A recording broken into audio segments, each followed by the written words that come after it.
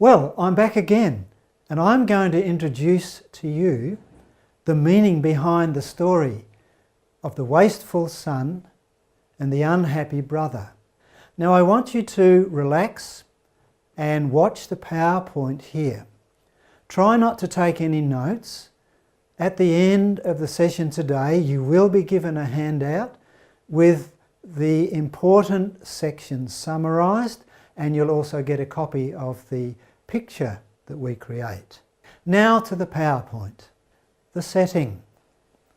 The younger son wishes outrageously. It's unheard of in that society to do what this young man did. He's completely self-focused because it gives the message he wants his boss dead. Now you know, the older brother doesn't dissuade him. Dissuade is the opposite of persuade. So the older brother doesn't try to stop him. He's complicit in this experience. And the young son gets his wish. The boss doesn't stop him. The son goes and wastes his heritage, and he ends up with menial work. He can't even eat the food. His wish goes sour. He becomes hungry and desperate. And this turns him around. He decides to go back and to make a bargain. And the welcome he gets is amazing. The boss makes unseemly haste to welcome him and won't hear of the son's proposal just to come as a workman. There's a reconnection right there in the community, and there's quite a fuss. In fact, this welcome is outrageous. There are no conditions. There's no sentence. The wretch is treated as if he's been restored.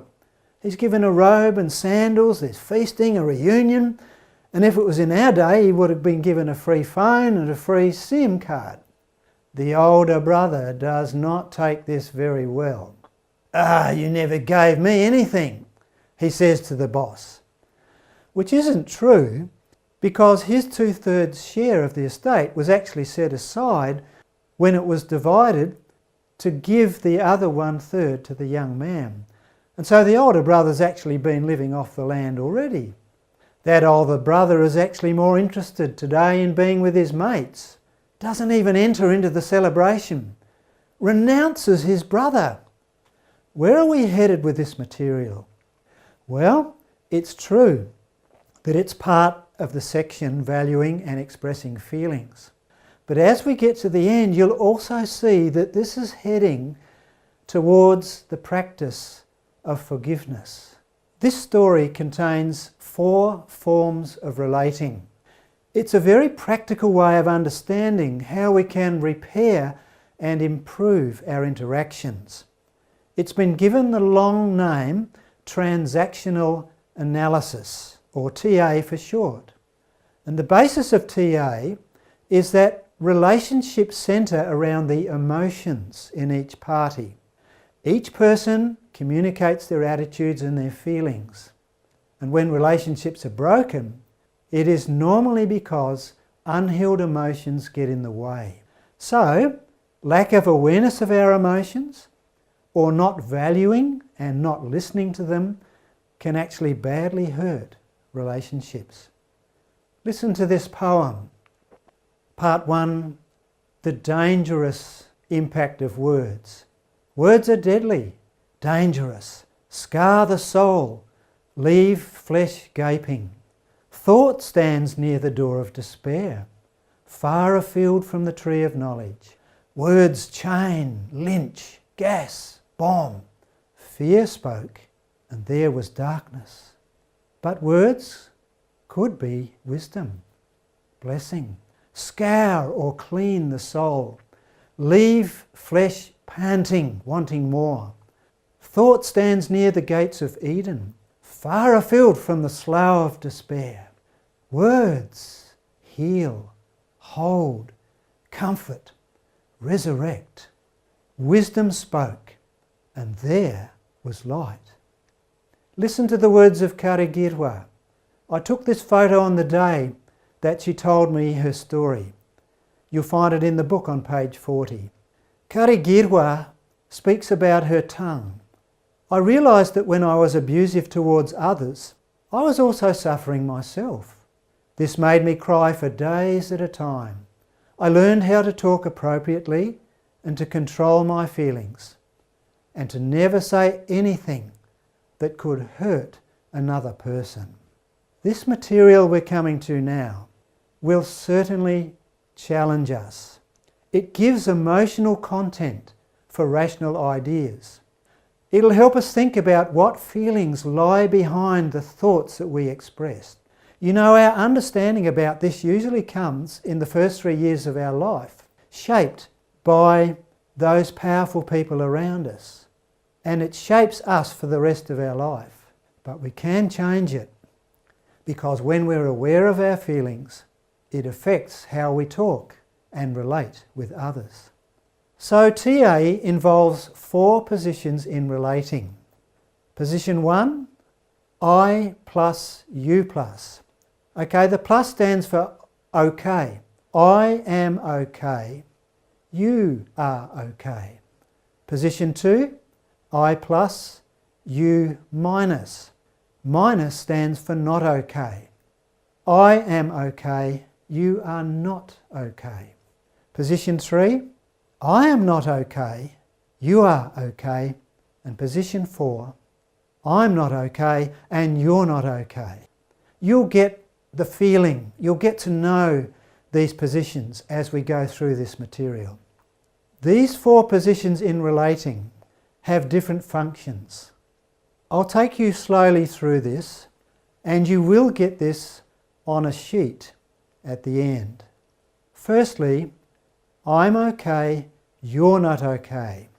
This is the position of demand, control, of correctness. This is the position where we're powerful and feel free to blame others. The second in this list, I'm not okay, you are okay, is the position of submission, or being contrite, or surrendering, or giving in. This is the position where we blame ourselves, where we have no power. The third on this list, I'm okay, you are okay. The position of welcome, of openness, of being receptive. This is the position of decision. And the last, I am not okay, you are not okay. The position of resentment, of revenge, of resistance. Because here, both are to blame. Everybody is at fault. Now I realise you won't grasp hold of that as easily as just going through that list. Hang in there as we continue. It might surprise you to know that these 4 positions in relating are all present in the story that was read to us. And we're going to take time now to think about how the 3 main characters behaved. The boss, the younger son, and the older son. The younger son starts by giving the boss a very clear message, I wish you were dead. That's a position of I'm okay, you are not okay.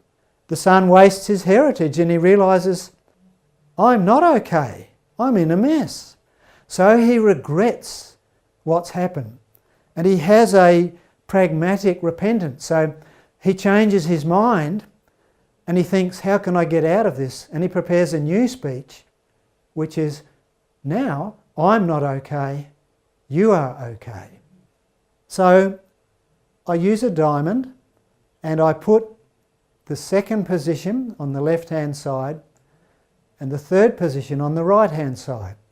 So on the left-hand side you have the powerful, the son before he leaves. On the right-hand side you have the weakness when he's ready to come home. What about the older brother? Well, at the beginning, the older brother does not defend the parent. So he's in the position of I'm okay, you're not okay. But then, when the younger son comes home, his attitude worsens. And he says to the boss, your son was wasteful. And then he adds, I've got nothing to celebrate and I have no brother. So he's moved to I'm not okay and you're not okay. This is when things are really bad. That's position 4 down the bottom. Now what about the boss? Well, the boss accepts the outrageous demand of the younger son. The boss breaks tradition and runs to meet him when he comes back. He surprises us all by putting the best robe on the son and giving shoes, etc. The boss orders a feast, not an inquiry, and invites the older son to come join in. The boss offers generosity to both brothers. The boss always is, I'm okay, you're okay. The boss has no resentment or bitterness. The boss does not seek revenge. Can you imagine the conversation that would have taken place with the younger son the day after the son came back? It would have been fascinating. Now, when you put these four figures together, you complete the diamond, and if you do a web search on transactional analysis, you'll see that this four-sided diamond is like a chorale. This is called the OK chorale, because all of us are somewhere in one of those corners. Now, our goal in being at peace and bringing peace is I'm okay, you're okay. That's the point where we need to get to with regard to our feelings and the way we bring them into communication. You only get to position one at the top there by forgiveness. Now, forgiveness is not an emotional response, it's a decision that I make in my will. There are two stories I'd like you to look at in the book. The first is the story of Mama Deborah. Now, to find Mama Deborah's story, go to the back of the book where there is an index of names. Look for Deborah, D-E-B, and you'll find there the pages where her story is told. The other story I'd like you to see is the story of Buhanda and Musabyimana.